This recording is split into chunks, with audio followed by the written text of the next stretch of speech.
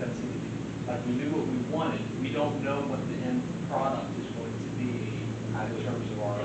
Or if it's gonna solve the I problem. would say we don't know that for baseball and Or, softball either. we don't even know this is gonna solve the problem. That's the, I mean, have we looked at other school districts that have this kind of problem in what they're doing? Have we looked for other alternatives and just cones? Well, I think every district has a different parking lot, so like there's really no, like they would have to come to our parking lot and see our dismissal. We And then, could at least look at what procedures, come up with something. We could use the road more and have them come up, you know. well, we have very limited road space because that interferes with bus traffic leaving the lot. Because parents do line up early, they can come and Maybe they at a different time, well. 2 o'clock, well, they're doing secondary dismissal at 2 o'clock. Parents are lining up as early as 2 o'clock or sooner on some cases. So the road is not available. It is, but it's limited.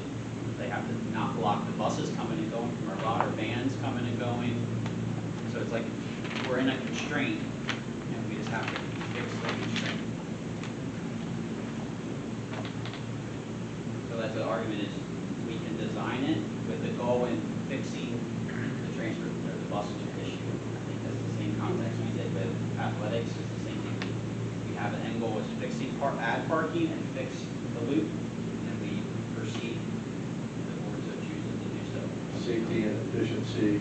And correct me if I'm wrong, I'm guessing dismissal is probably when it's a little more chaotic. In the morning, the buses come in, not everybody's here at the same time. Yeah, I would say dismissal is worse than drop off.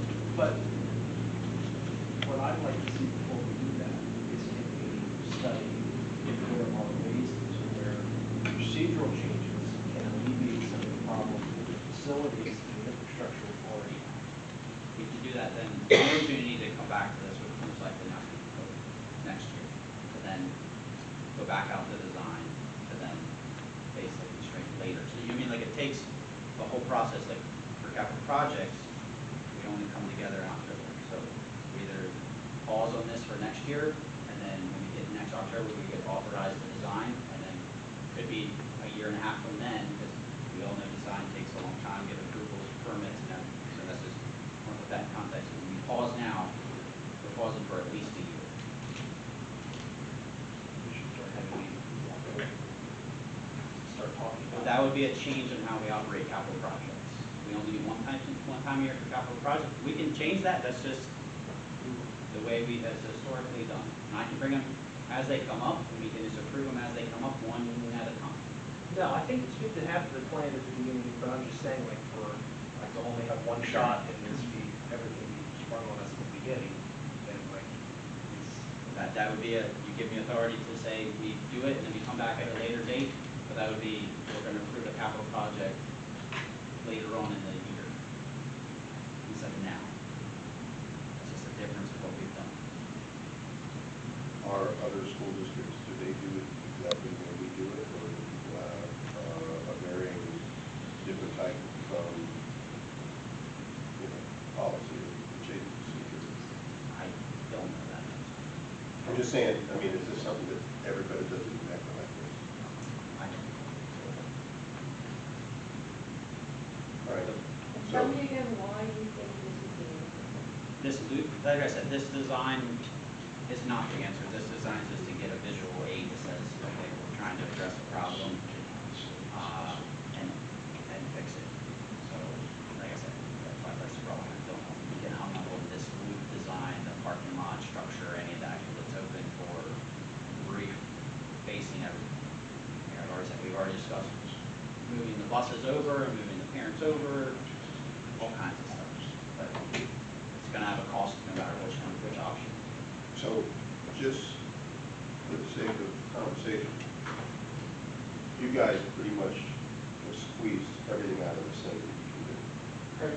We've done over, we've exhausted everything that we could think of. We've even talked about dismissing students on the back end by the playground.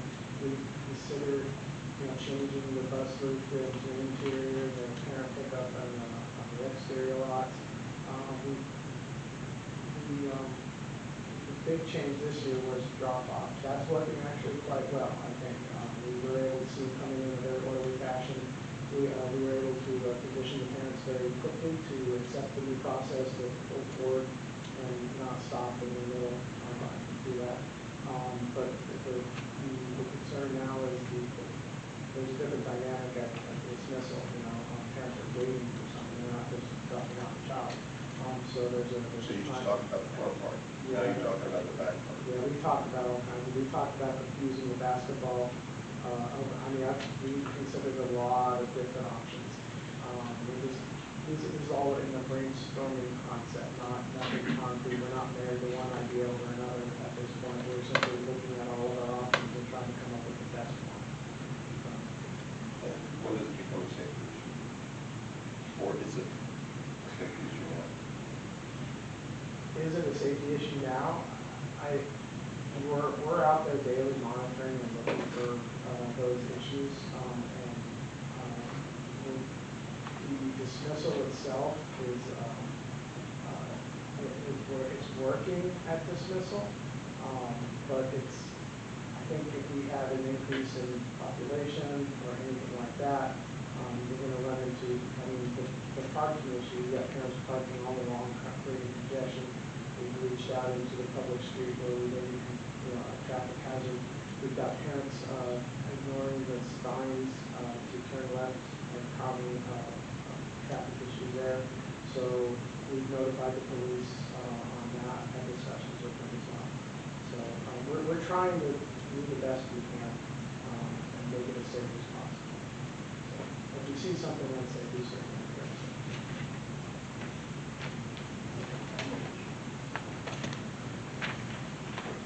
Any other thoughts? The final list. I do think it's possible to talk to some of the other district transportation directors across the IU especially. We have contact information for them and just see maybe some of the things that they do. I've been in districts where, believe it or not, things were a whole lot less safe and less efficient than what we're currently doing, for sure. Judy and I were just talking about at Southwestern, the situation that we're aware with there. I won't go into detail about that, but I think what we're doing now actually works pretty good given our circumstances. Not that it can't be better, Sure. but I do think we can ask around and see what people are doing. But I also agree with Tom. Every district has a unique situation. This is a very large elementary now. What is it? 700, 800 students here in this building? Just shy of 900. About 900 students. Wow. Yeah, so, given that circumstance, just from what I've seen in the short time I've been here, we actually do a pretty good job getting kids here and home safely. I guess my question would be is, while we're doing that research and getting some more information and working with John and Joey, would the committee be open to us then coming back and putting this on as a project for you to consider again yet this year instead of pushing it out until next September, October? I don't know that I would have a problem with that. I think that this, how does that work? Capital projects are totally separate from the budget, right? Yeah, so as long as the board would approve the capital project, it can proceed. It doesn't, we just have historically done it in a one-time snap. We need board approval. Yeah, so we'll just go back. So capital projects, I provide these to, internally, we review those, and then we select a list that makes it forward to the FPS committee. FPS committee then pushes it to the full board once they review the list and they promote those. Then we work with vendors or design or whatever the next steps are, administration does. So we figure that out, what's the best vendor, what's the best product, what's the best thing to address the issue we're trying to face for the price constraints that the board has put us under. Then the board approved the contract, like you'll see in a lot of times in March or April after we've vetted all these things, you'll see the official approval for the work to be executed in the summer. So yes, we can do that at any point in time as long as the board is aware and willing to approve that separately than what we've done in the capital project list. But you can put it As a add standalone it item. add it on to the list. Gary put Yeah, it we in italics. don't have to have this list. At any time we can discuss them and just do them as they come. No, I think it's a good thing, a good practice to try to like get this hashed out towards the beginning. But like, and you brought it to us at the beginning, it's not just like being thrown on us in January, but I think that research, if we want additional research to be done, I'm not against revisiting it this school year. Yeah. Okay. But the big thing on my end, I don't know if the other two agree, but the big thing on my end would be to also talk to admin and Joe and everybody to figure out if there are procedural changes that we can make to make the dismissal process better without changing the infrastructure with the capital budget. Okay. I'll pull it and then we'll reconvene. If it comes back as a creative option. The next one is the ACES camera system replacement. So a lot of the cameras are 15 years old and approaching the end of life for the technology span. We have your ACES is currently equipped with the cameras I have listed, so 18 interior, 11 exterior. And we're looking to bring over 7 cameras from MAMS to be installed. We're looking to not replace one of the district office camera because that is a brand new state of the art. So this is looking to replace these that are listed here minus the district office.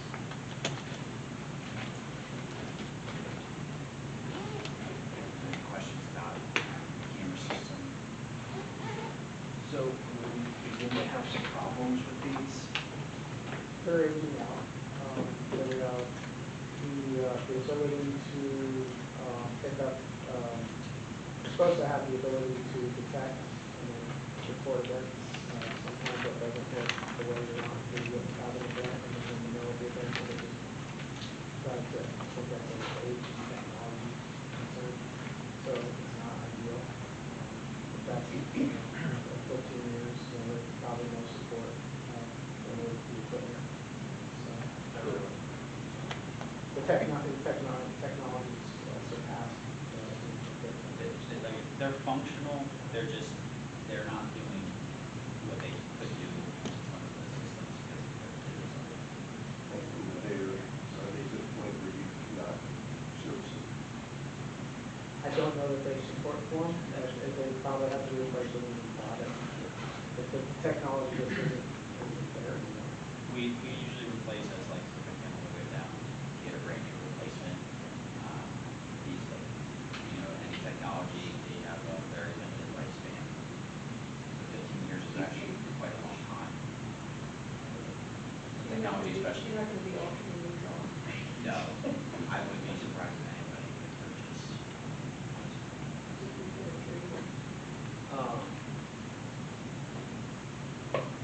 What types of features or like, do you know what you replace them with? Just more Yes. higher resolution, better technology as far as, the ability to track and report things. So that'd be something Dr. Naylor would work with, or whatever vendor he wants, like we find. So we work with several vendors, so we would research that, get a couple quotes, which ones have the best capabilities for the best price that work with our systems that we have in place. So we can't answer that because we don't know what products they have available that are in our price range. They could have a lot of features, they could have most features. We don't know that until we get to that product, but we're looking to replace them to the best of our ability within the price range that we have set. The main thing is that we need something that's on the shelf that we service. And what we have now, that's not, right. We would reach out to companies and say, this is the price range, we're looking for this many cameras. What do you, because they also are like, a lot of times aren't sole dealers, they have so many products that they can research and recommend. So we like working with those people. They can cast that wide net on our behalf. They can choose. And we're going to offset the cameras that are functional with those. Correct, so we have several new ones that we would look to supplement. So they would be in addition to, I believe. So you want to do it? I was just verifying with John. That's why. Sorry. Just want to make sure I understood where. All right, so then we're going back to the district office carpet. I remember we talked about this last year. Like I said, it wasn't a priority for the capital projects last year. We've had additional, obviously, wear and tear this year. So I provided some pictures. You can see this is a rolled product. If you notice, this courtroom is squares. We would look to go to a square product so we can replace them when they do this. So we have a lot of bubbling, some rips, a lot of stains. We've had to already replace some pieces. You can see kind of like where heavy foot traffic was before. We had some old pieces to replace it. So it's ripping here. We have some stains. So That's good.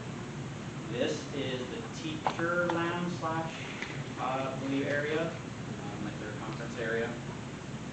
And So there's, I'd say Carrie walked with me, so there's stains all throughout. These were kind of like some of the easier ones to capture. It doesn't always come great.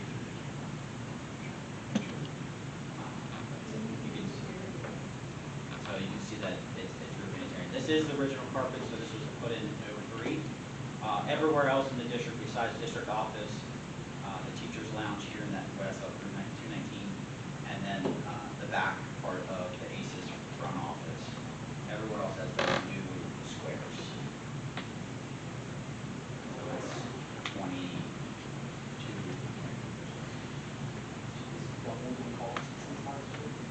No, if you remember last year, we were going to do it in phases. We were going to purchase the carpet, and then ideally it would have been installed at a later time. This is purchased and installed in one go. So the $25,000. Yes, correct. And then we have the labor costs. Yeah.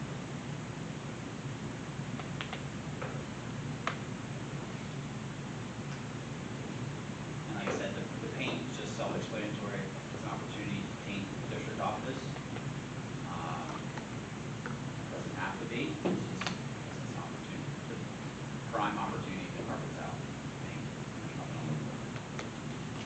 We don't have to do this if we let you keep it on your list tonight, we don't have to do it later on. So if it doesn't make the list, thus you give me opportunity to come back and wait until next year. Like I said, it's not going to go away because the carpet's just old and tearing and ripping up. So you can start being trip hazard where some of the seams are. At some point, we're going to have to replace it. It's up to the board to tell me when. Like it's going to be on every. Like at no point is the carpet going to go away. Like it can't just live on forever. It's going to have to be replaced at some point. So we can keep kicking the can. 2, 3, 4, 5 more years. I'm just going to keep bringing it back up until it gets replaced. I don't know what you guys want to do. I mean, it's Well, I've seen there's a paint earlier this month. I mean, did you show us how they do paint? No, it's just original paint. So if we don't want to paint, it's just like I said. If we don't do it now, it's not a great. There's no other great opportunity to paint. Paint's a lot less expensive than the carpet. the carpet's more needed than the paint. Yes. So like I said, if we weren't doing the carpet, we wouldn't ask for the paint. It's just because it's everybody's gonna be out of their office. There's gonna be no carpet. What better time to paint? We would your own house. We move everything out. That's the time to paint.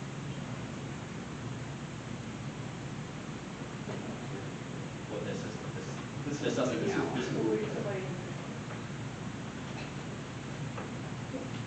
Well, I mean, I can send you a lot of white walls if you want for pictures. I'm very serious what I'm saying. Before we ever, like at the end of the summer, beginning of September, the board used to do a walkthrough of all the buildings, and we would have all this stuff, we would see it before we had the capital project. So, it's nice to have those tours every year and see how things are looking in the buildings. Is there any reason why we could do that again? Oh, we should be doing it every year.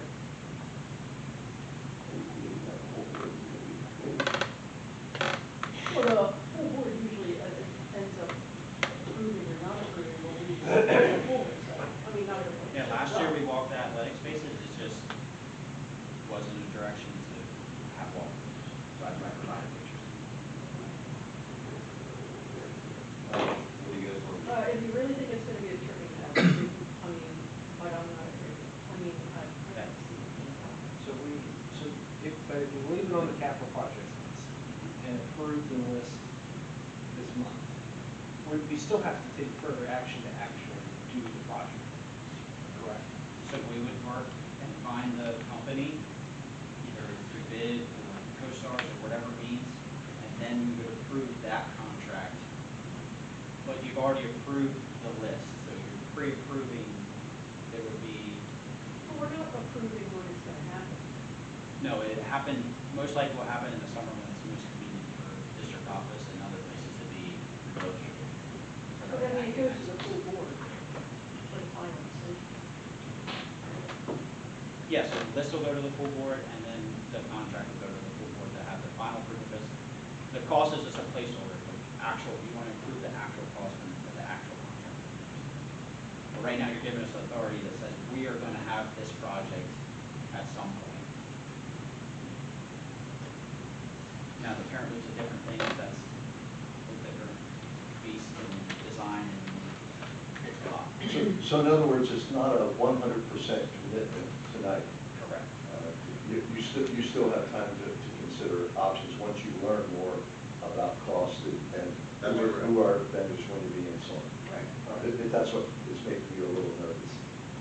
What other projects would continue to be? This is just the fire alarm, the last one. So this is an example, we've got to pull 2 of these.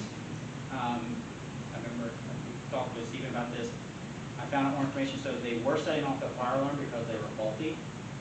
And they had to be pulled, and they are no longer serviceable. They are 100% obsolete.